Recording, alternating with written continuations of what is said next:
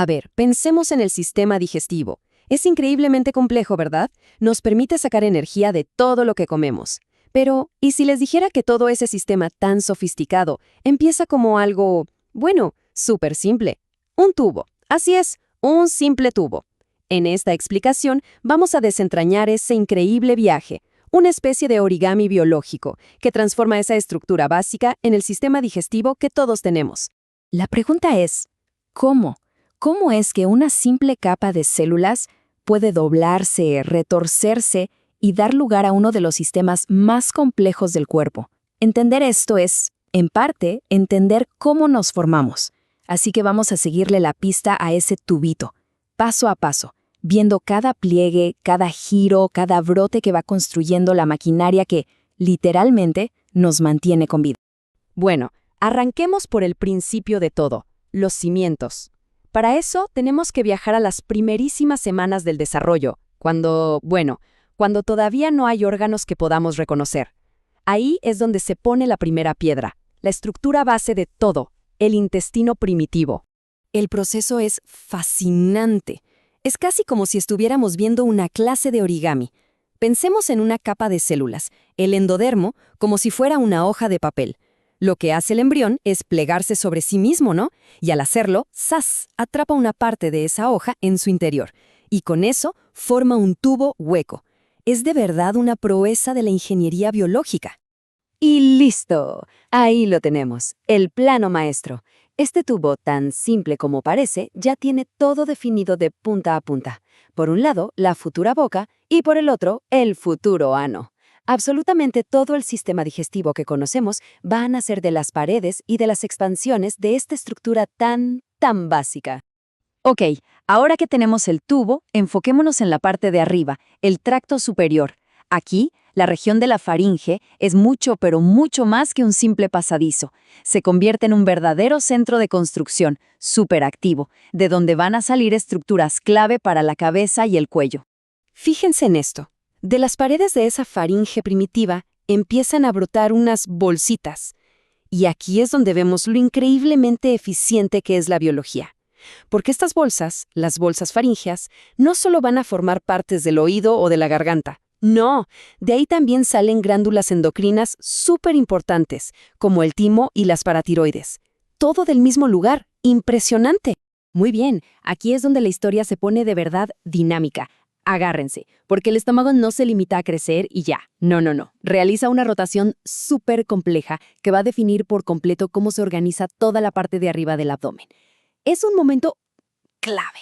Al principio, el estómago es apenas un ensanchamiento, como un pequeño globo, en medio del tubo digestivo.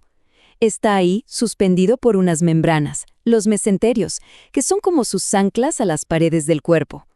En este momento, todo es simple. Todo es lineal, todo está en orden. Pero entonces, ¡pum!, ocurre la magia, el movimiento.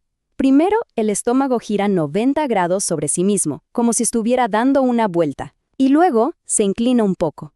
Esta doble maniobra es importantísima, porque no solo le da esa forma de C que todos conocemos, también, y esto es fundamental, crea el espacio para que otros órganos, como el páncreas y el vaso, encuentren su lugar justo al lado.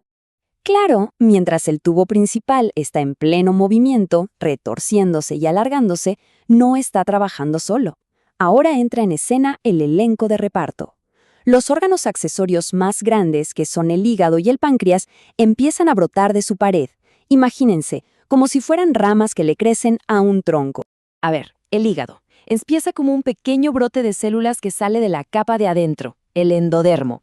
Este brote empieza a crecer y se mete en otra estructura, esta vez de la capa media, que se llama septum transverso. Este septum transverso es clave, porque funciona como un andamio, dándole todo el soporte que necesita para crecer y convertirse en la glándula más grande que tenemos. La historia del páncreas es un poco más enredada, porque tiene un origen doble. Nace de dos brotes completamente separados. Uno por la espalda, el dorsal, y otro por el frente, el ventral. ¿Y se acuerdan de la rotación del estómago que vimos hace un momento? Bueno, pues resulta que es crucial. Ese giro del estómago es el que arrastra el brote ventral. Lo lleva de paseo hasta que se encuentra y ¡paf!, se fusiona con el brote dorsal. Es un ejemplo perfecto de cómo todo está conectado. El desarrollo de un órgano depende totalmente del movimiento de otro. Ok, vámonos ahora a la parte del medio del tubo, al intestino medio. Y aquí el gran problema, el gran desafío, es el espacio, porque esta sección empieza a crecer a una velocidad explosiva, mucho, mucho más rápido que el propio abdomen que se supone que debe contenerlo. El crecimiento es tan pero tan bestial que el intestino forma un bucle enorme, con forma de U. Y claro, como adentro del embrión ya no cabe, tiene que buscar una solución. ¿Y qué hace? Pues se sale temporalmente. Se hernia, sí, pero de forma controlada, hacia el cordón umbilical. Suena raro, pero es un paso totalmente normal y de hecho súper necesario para que pueda desarrollarse por completo. Y no es para menos que necesite tanto espacio. Porque de este bucle que crece a toda velocidad, va a salir una parte gigantesca de nuestro tracto digestivo. Estamos hablando de casi todo el intestino delgado y también una buena parte del grueso, el ciego, el apéndice, el colon ascendente y hasta un pedazo del colon transverso. Todo eso viene de esta asa. Bien, ya llegamos al final del recorrido del tubo. En las etapas tempranas del embrión nos encontramos con un pequeño problema de diseño.